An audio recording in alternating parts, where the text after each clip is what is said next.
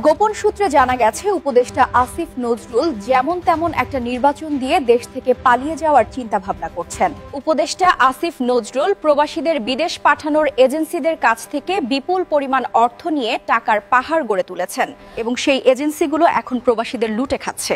এই জন্য আসিফ নজরুলের একটাই ইচ্ছে ছিল, সে যেন একটা সরকারি পদ পায় এবং সে পেয়েছে। সেই পদের অপব্যবহার করে তিনি প্রবাসী বাংলাদেশিদের মিথ্যা আশ্বাস দিয়েছিলেন। আসিফ প্রবাসীদের জন্য কিছুই করেননি। তিনি আওয়ালিনতা মিসকিন আলহিনতা গনি মালুমানা এসকালাম এন্তা শাকাল মাফিকুজ আল্লাহি সেম আলী বাবা, তুই যা ভাবতাছস তোর মনের আশা কোনোদিন পূরণ হইব না। প্রবাসী আর রেমিটেন্স বন্ধের ঘোষণা দিছে, তোদের চোখে পড়ে না, কানেও যায় না। ইতাছত না ঘুমাই থাক, যখন পুটকির পিছনে লাল হয়ে যাইব চেয়ারে বসার সময় পাইবি না। আমাদের রক্তের কামাই, শরীর থেকে ঘাম জড়ানো টাকা পয়সা নিয়ে বিদেশে জমাবি, সেই সুযোগ প্রবাসীরা তোদেরকে দিব না রে। বড়লোক হওয়ার শখ জাগছে, বহুত রাস্তা আছে, প্রবাসীদের দিক নজর দিও না।